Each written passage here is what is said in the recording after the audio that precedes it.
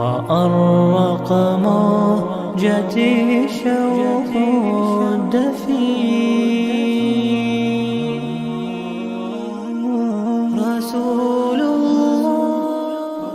بسم الله الرحمن الرحيم. അസ്സലാമു അലൈക്കും വറഹ്മത്തുള്ളാഹി തആല വബറകാതുഹു. ഇന്ന് പറയാൻ പോകുന്നത് നമ്മൾ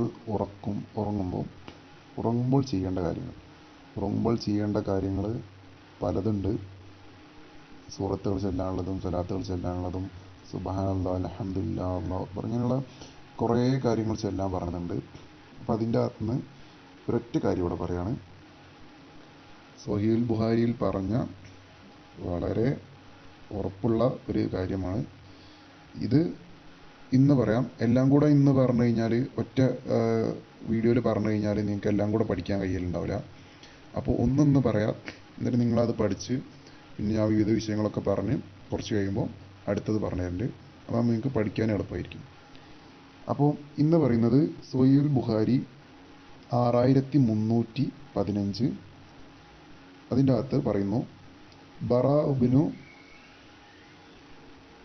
ഉബ്നു ആസിബ് റളിയല്ലാഹു അൻഹുവിൽ നിന്ന് പറയാണ്, പ്രവാചകൻ എങ്ങനെയായിരുന്നു കിടന്നത്? പ്രവാചകൻ വലത്തോട്ട് ചെരിഞ്ഞുകൊണ്ട്, അതായത് നമ്മൾ ഖബറിൻ്റെ അകത്ത് എങ്ങനെയാണ് ഒരാൾ കിടത്തുക? കിബിലയിലേക്ക് മുഖം തിരിച്ചുകൊണ്ടാണ് കിടത്തുക. അതേ കിടത്തമായിരിക്കണം നമ്മൾ ഉറങ്ങുമ്പോൾ കിടക്കേണ്ടത്. ബെഡ് നിങ്ങൾ വേറെ രീതിയിലാണ് ഇട്ടെങ്കിൽ ആ രീതിയിൽ തിരിച്ചിടാൻ കിടക്കുക. കാരണം അതാണ് പ്രവാചകൻ്റെ സുന്നത്ത്. നിങ്ങൾ ആ രീതിയിൽ ബെഡ് ഇട്ടിട്ട് വലത് ഭാഗത്തേക്ക് മുഖം ചെരിച്ച് ശരീരവും ചെരിച്ചുകൊണ്ട് ആണ് കിടക്കേണ്ടത്. ഇതാണ് കിടക്കുന്ന രീതി. ഇനി കിടന്നതിന് ശേഷമാണ് നമ്മൾ കാര്യങ്ങളൊക്കെ ചൊല്ലാനുള്ളത്. അപ്പോൾ നമ്മൾ വുളുവോട് കൂടിയായിരിക്കണം കിടക്കേണ്ടത് ഒന്ന്.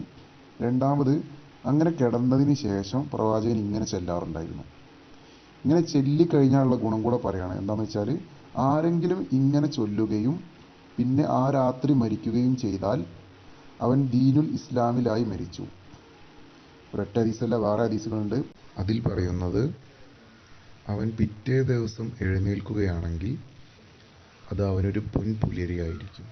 അതായത് ഈ പറഞ്ഞ കാര്യം ചൊല്ലിക്കൊണ്ടാണ് നമ്മൾ ഉറങ്ങുന്നതെങ്കിൽ അന്ന് മരിച്ചു കഴിഞ്ഞാൽ അവൻ ദീനുൽ ഇസ്ലാമിലായി മരിച്ചു. ദീനുൽ ഇസ്ലാമിലായിട്ട് മരിച്ചു കഴിഞ്ഞാൽ അറിയാലോ, അവന് സ്വർഗം ലഭിക്കുന്നു. അതല്ല, അവൻ പിറ്റേ ദിവസം എഴുന്നേൽക്കുകയാണെങ്കിൽ അവൻക്കതൊരു നല്ലൊരു രാവിലെ ആയിരിക്കും. അപ്പം നമ്മളത് സ്ഥിരമായിട്ട് ചൊല്ലാൻ ശ്രദ്ധിക്കുക. ഇനി എന്താണ് ചൊല്ലേണ്ടതെന്ന് പറയാം. നിങ്ങൾ അടുത്ത പേജിൽ കാണാം. അത് മുൻപ് പറഞ്ഞതുപോലെ സ്ക്രീൻഷോട്ട് എടുക്കുക. ബിസ്മില്ലാഹിർ റഹ്മാനിർ റഹീം. അല്ലാഹുമ്മ അസ്ലംതു നഫ്സി ഇലൈക വവജ്ജഹതു വജ്ഹി ഇലൈക വഫവ്വൽതു അംരി ഇലൈക വഅൽജഅതു ളുഹ്രി ഇലൈക റഗ്ബതൻ വറഹ്ബതൻ ഇലൈക ലാ മൽജഅ വലാ മൻജഅ മിൻക ഇല്ലാ ഇലൈക ആമൻതു ബികിതാബിക അല്ലദീ അൻസൽത വനബിയ്യിക അല്ലദീ അർസൽത.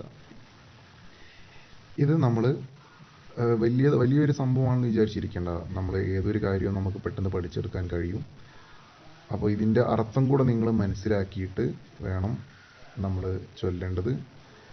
അപ്പോൾ അതിൻ്റെ അർത്ഥം അടുത്ത പേജിൽ കൊടുക്കാം, നോക്കാം. അല്ലാഹുമ്മ അസ്ലംതു നഫ്സി ഇലൈക വവജ്ജഹതു വജ്ഹി. അല്ലാഹുവേ, ഞാൻ എന്നെ നിനക്ക് വിട്ടു തന്നു, എൻ്റെ മുഖം നിന്നിലേക്ക് തിരിച്ചു. ഞാൻ അറബി വായിക്കുന്നില്ല, ഒന്നായിട്ട് നിങ്ങൾക്ക് അർത്ഥം വായിച്ചു തരാണ്. ശേഷം, എൻ്റെ കാര്യമെല്ലാം ഞാൻ നിന്നിൽ ഏൽപ്പിച്ചു, എൻ്റെ മുതുക് നിന്നിലേക്ക് ഞാൻ ചേർത്തി. ഇനി അതിൻ്റെ അടുത്ത ഭാഗം, നിന്റെ പ്രതിഫലം ആഗ്രഹിച്ചും നിന്റെ ശിക്ഷ ഭയന്നുമാണ്. അതായത് ഇലൈക റഗ്ബതൻ വറഹ്ബതൻ എന്നതിൻ്റെ അർത്ഥമാണ് ഇപ്പം പറഞ്ഞത്. ശേഷം, നിന്നിൽ നിന്ന് അഭയസ്ഥാനവും രക്ഷാകേന്ദ്രവും നിന്നിലേക്കല്ലാതെയില്ല. അത് കഴിഞ്ഞ്, നീ ഇറക്കിയ കിതാബിലും നീ അയച്ച നബിയിലും ഞാൻ വിശ്വസിച്ചിരിക്കുന്നു ആണ് ഇതിൻ്റെ അർത്ഥം. ഞാൻ ഇടയിൽ കുറച്ച് അറബിയും കുറച്ച് മലയാളം പറഞ്ഞതുകൊണ്ട് കൺഫ്യൂഷൻ ആവണ്ട. നിങ്ങൾക്ക് അവിടെ ഞാൻ ആ പേജ് തന്നെ കറക്റ്റ് പോസ്റ്റ് ചെയ്യുന്നുണ്ട്. അതിൻ്റെ അകത്ത് നോക്കിയിട്ട് അർത്ഥമൊക്കെ മനസ്സിലാക്കുക, പഠിച്ചിട്ട് സ്ഥിരമായിട്ട് ചൊല്ലാൻ ശ്രദ്ധിക്കുക. സ്വഹീഹുൽ ബുഖാരിയിലുള്ളതാണ്. പല ഏതൊക്കെയോ കിതാബിലുള്ളത് എന്തൊക്കെയോ നമ്മൾ ചൊല്ലുന്നുണ്ടാവാം. ആധികാരികമായി തന്നെ ചൊല്ലി പഠിക്കുക. അള്ളാഹു സ്വീകരിക്കുമാറാകട്ടെ.